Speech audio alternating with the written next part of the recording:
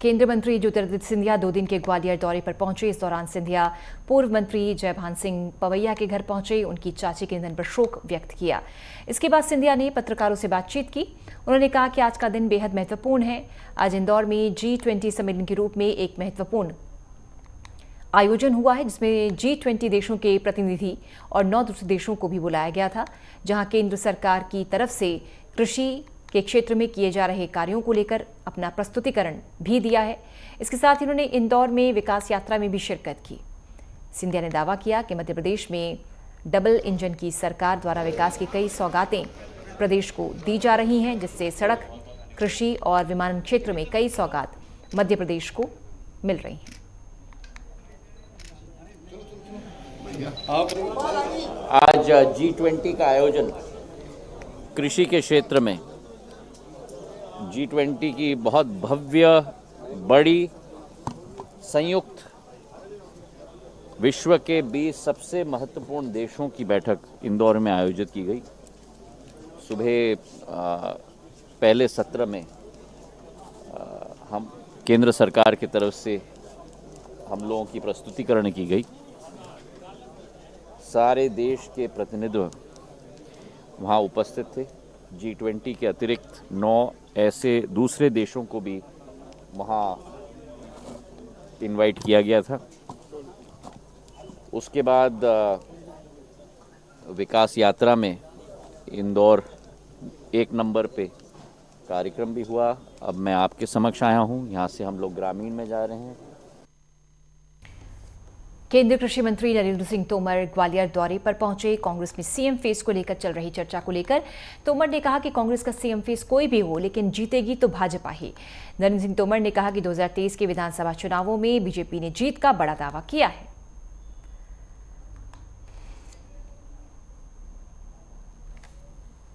ग्वालियर तो अपना घर है, यहाँ आना कोई असामान्य बात नहीं है, लेकिन आज निश्चित रूप से ग्वालियर ग्रामीण विधानसभा क्षेत्र में कुछ निर्माण कार्यों का भूमि पूजन और लोकार्पण का कार्यक्रम है। वो भारत सिंह कुशवाहा जी हमारे उस क्षेत्र के विधायक हैं, मंत्री हैं, उन्होंने रखा है। उस कार्यक्रम में जाएंगे। उसके उपरांत मोहना में जो स्टेडियम है वहाँ पर एक टूर्नामेंट है, उसके समारोह के। देश भर में पुलवामा के शहीदों को आज श्रद्धांजलि दी जा रही है। इस पर जयभान सिंह पवैया ने कहा कि पुलवामा का बदला इतिहास कभी भुला नहीं पाएगा और पुलवामा के बाद बालाकोट स्ट्राइक भी स्वर्ण अध्याय में लिखा गया है। इससे भारत की सेना द्वारा शौर्य का अनोखा प्रदर्शन किया गया। विंग कमांडर अभिनंदन और जिन सैनिकों ने पराक्रम को अंजाम दिया, उनके आगे पूरा देश नतमस्तक है। कांग्रेस द्वारा पुलवामा के बाद सर्जिकल स्ट्राइक को लेकर उठाए गए सवालों पर उन्होंने कहा कि उन्हें प्रायश्चित करना चाहिए। जिन्होंने इस स्ट्राइक को फर्जी बताया था, उन लोगों को शर्म आनी चाहिए जिन्होंने झूठा बताकर इसका प्रमाण पत्र मांगा था। देखिए, ये हिंदुस्तान किसी भी दल की 100 गलती माफ़ कर देगा, लेकिन शहीदों के खून का मजाक उड़ाने वालों को हिंदुस्तान की जनता ने इतिहास के कूड़ेदान में फेंक दिया। कम्युनिस्टों की आज जो दुर्दशा है, उस दुर्दशा के पीछे भी वही कारण है। और इसलिए जो कांग्रेस भारत को जोड़ने की बात कहती है, उस कांग्रेस को शर्म आनी चाहिए कि पुलवामा की शहादत और बालाकोट के शौर्य को झूठा ठहराने वालों को चुल्लू भर पानी में डूब मरना चाहिए। ऐसे दलों का प्रजातंत्र में, हिंदुस्तान के प्रजातंत्र में कोई ज़रूरत नहीं है और जनता नकार देगी ऐसे लोग। मध्य प्रदेश के गृह मंत्री नरोत्तम मिश्रा ने पूर्व सीएम कमलनाथ पर पलटवार किया। नरोत्तम मिश्रा ने पूर्व पीएम इंदिरा गांधी के वक्त लगी इमरजेंसी का हवाला देते हुए कहा कि कमलनाथ ने इंदिरा गांधी के समय की इमरजेंसी को स्वीकारा था। गृह मंत्री ने कहा कि बीजेपी सरकार में देश संविधान के हिसाब से चल रहा है। दतिया पहुंचे नरोत्तम मिश्रा पर का कमलनाथ पर पलटवार। संविधान के हिसाब से देश चलेगा वाला बयान माननीय कमलनाथ जी का उन्होंने लगता है माननीय इंदिरा गांधी जी की जो इमरजेंसी लगाई गई थी देश में 1975 में, उस गलती को अप्रत्यक्ष रूप से स्वीकार कर लिया है। लेकिन कांग्रेस के उनके साथी जरूर कह रहे हैं कि कमलनाथ जी कांग्रेस को संविधान के कांग्रेस के हिसाब से नहीं चला। मध्य प्रदेश की दतिया में विकास यात्रा के 10वें दिन गृह एवं जेल मंत्री डॉक्टर नरोत्तम मिश्रा अपनी विधानसभा क्षेत्र की तकरीबन 1 दर्जन गांव में पहुंचे। ग्रामीणों ने जगह जगह उनका स्वागत किया। मध्य प्रदेश शासन की तमाम जन कल्याणकारी योजनाओं के तहत गृह मंत्री ने कई विकास कार्यों का भूमि पूजन और लोकार्पण किया। ग्रामों में पक्की सीसी रोड, नाली निर्माण कार्य से लेकर लाडली लक्ष्मी योजना के तहत बेटियों के उत्थान को लेकर उन्हें मिलने वाली तमाम सुविधाओं का जिक्र किया। विकास यात्रा के दौरान गांव के स्कूल में शिक्षक के समय पर न आने की शिकायत मिलते ही गृह मंत्री ने शिकायतकर्ता की समस्या का समाधान किया। और आपके यहाँ पर 19 लाख रुपया हर साल हम डालते हैं।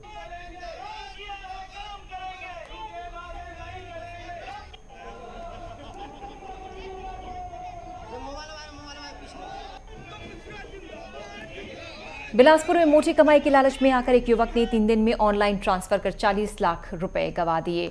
साइबर सेल पूरे मामले की जांच कर रही है। सिविल लाइन टीआई परिवेश तिवारी ने बताया कि देवेंद्र कुमार निजी संस्थान में काम करते हैं। उन्होंने शिकायत में बताया कि 4 फरवरी को उनके मोबाइल पर अनजान मोबाइल नंबर से मैसेज आया। इसमें कुछ कमाई करने के लिए मेक माई ट्रिप का एजेंट बनने की बात कही गई। मोटी रकम की लालच में आकर वो एजेंट बनने के लिए तैयार हो गए। उसके बाद उनके मोबाइल में एक लिंक भेजा गया। लिंक के माध्यम से उनका कंपनी में रजिस्ट्रेशन कराने के साथ ही रुपए की मांग की गई। बैंक खाते में पैसा भेजा गया। इसके बाद उन्हें 60 ऑर्डर्स पूरा करने के लिए होटल्स को रेटिंग देने के लिए कहा गया। इसके एवज में उन्हें कुछ रुपए मिले। रुपए मिलने पर उन्हें कंपनी पर भरोसा हो गया। ये जमा करना और देने का जो काम है ये लगभग 3 दिन चला और इस 3 दिनों में जब उनका लगभग 39-40 लाख के आसपास जो फ्रॉड हो गया तब उनको अपने फ्रॉड होने का एहसास हुआ और उनको ये बड़ी राशि जो है उनके साथ फ्रॉड हो गया है। साइबर सेल के थ्रू जो है इस पर हमने पहले साइबर सेल दिया था, उसके बाद साइबर सेल के रिकमेंडेशन पे इसमें अपराध कायम कर लिया गया है 420 भारतीय दंड संहिता के तहत में और अब टेक्निकल हेल्प के थ्रू जो है इसमें आरोपी तक पहुंचने का प्रयास करेंगे। छत्तीसगढ़ में नक्सलियों के खिलाफ सुरक्षा बलों का अभियान लगातार जारी है। इसी कड़ी में सुरक्षा बलों ने संयुक्त ऑपरेशन में 1 लाख के इनामी पोलमपल्ली जनमिलिशिया कमांडर समेत 2 नक्सलियों को गिरफ्तार किया है। इनसे भारी मात्रा में विस्फोटक भी बरामद हुआ है। नए कैंप तोंडा मरका की स्थापना के दौरान नक्सलियों की गिरफ्तारी हुई। सुकमा में नक्सलियों पर एक्शन हुआ है। कमांडर समेत 2 नक्सली गिरफ्तार।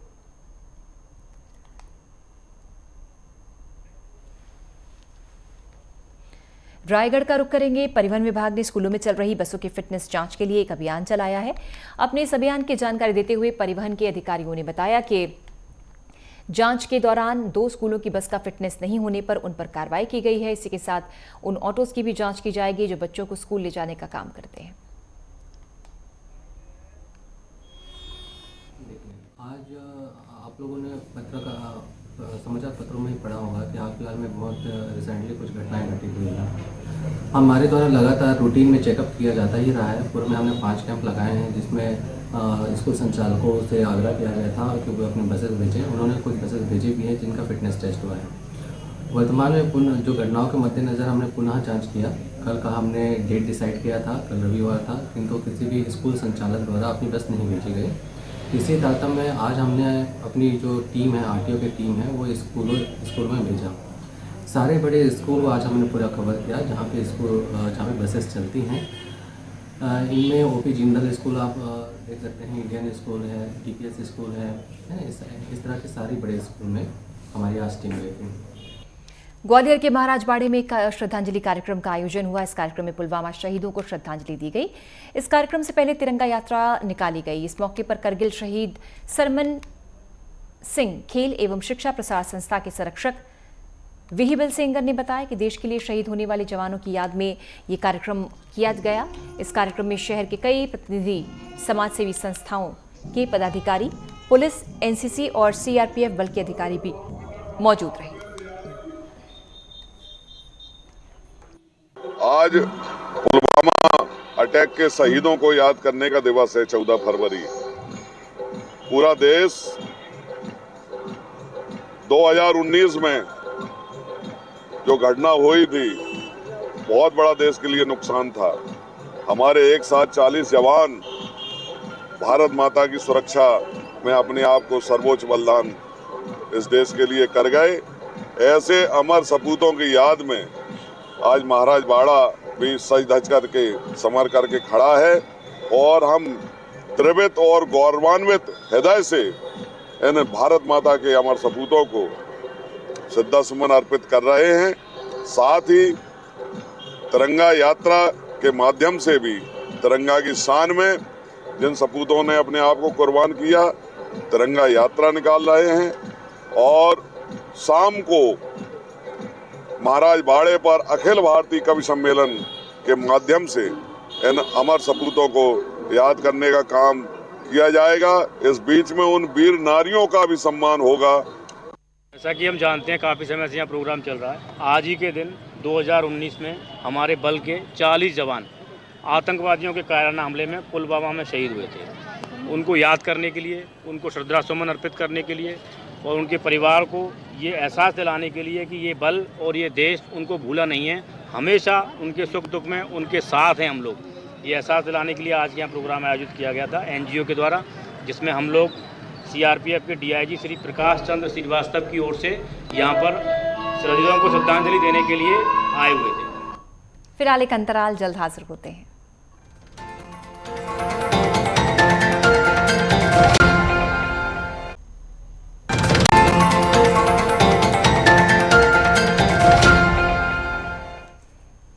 टीकमगढ़ की भगत नगर कॉलोनी में सड़क किनारे खड़ी कार में अचानक आग लग गई। देखते देखते कार धू-धू कर जलने लगी। इस दौरान आसपास के लोगों ने आग बुझाने का प्रयास किया, लेकिन जब तक दमकल की गाड़ी मौके पर पहुंची तब तक मोहल्ले वालों ने कार में लगी आग पर काबू पा लिया। टीकमगढ़ की तस्वीरें, खड़ी कार में अचानक आग लग गई और पूरी कार जलकर खाक हो गई। आसपास के लोगों ने आग पर काबू पाया।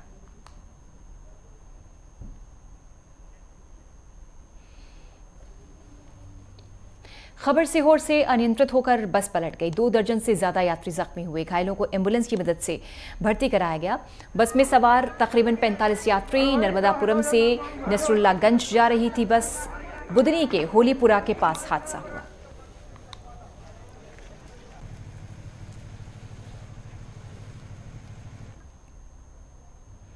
ग्वालियर में देर रात लोहा कारोबारी की हत्या कर दी गई। घर न पहुंचने पर परिजन दुकान पर पहुंचे।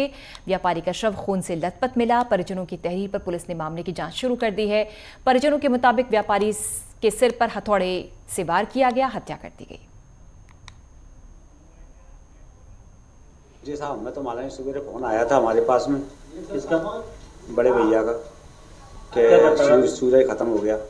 तो कैसे खत्म हुआ है? क्या वो तो उसके साले वगैरह आए होंगे ढूंढते ढूंढते, तो उन्होंने बताया। जी ढूंढते ढूंढते, हमें तो मालूम ही नहीं, मैं तो घर पे ही था ना। कहाँ रहता था जी? घर पे ही रहता था, नाके पे, जहाँ तो उसका काम चलता है। क्या काम था उसका? ये टेंट का बनाने का काम। ये 6 नंबर पार्किंग ट्रांसपोर्ट नगर में सुबह सूचना प्राप्त हुई थी कि एक व्यक्ति हैं सूरज जाटव जी, इनके स्वयं का इनका जो है एक टीन सेट टाइप का डला हुआ, मतलब जो है अध बना हुआ जो है इनका एक कारखाना है, उसमें टेंट वगैरह का सामान बनता है। तो कोई इनकी हत्या करके चला गया है। जब ये रात में आए थे और घर नहीं पहुंचे तो परिजन ढूंढते हुए आए तो उन्होंने देखा ताला लगा हुआ था और बॉडी अंदर डली हुई थी। पुलिस को इत्तला दी। पुलिस के आला अधिकारी, बड़े वरिष्ठ अधिकारी सभी घटनास्थल पर उपस्थित हुए और हम लोगों की 2-3 टीमें बना करके और मर्डर को ट्रेस करने के लिए।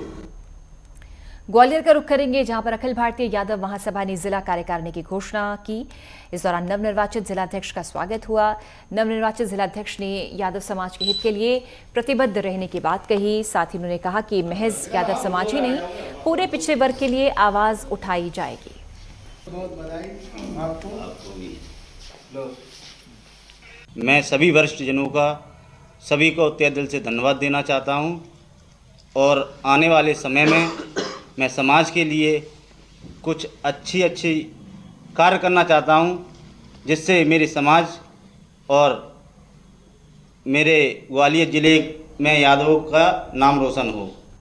सुवर्णपुर बेकाबू ट्रैक्टर ने राहगीरों को रौंदा। हादसे में एक की मौत हो गई, एक जख्मी हुआ। घटना के बाद इलाके में सनसनी मच गई है। घायल को अस्पताल भर्ती कराया गया। पुलिस मामले की जांच कर रही है। सुवर्णपुर में हादसे में एक शख्स की जान गई।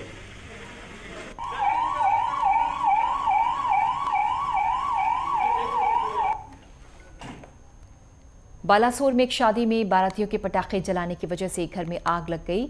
सूचना मिलने पर पहुंची फायर ब्रिगेड ने आग पर काबू पाने की काफी कोशिश की, लेकिन भीषण आग की चपेट में आकर घर जलकर खाक हो गया। मौके पर पहुंचे अधिकारियों और पुलिस ने मामले की जांच शुरू कर दी।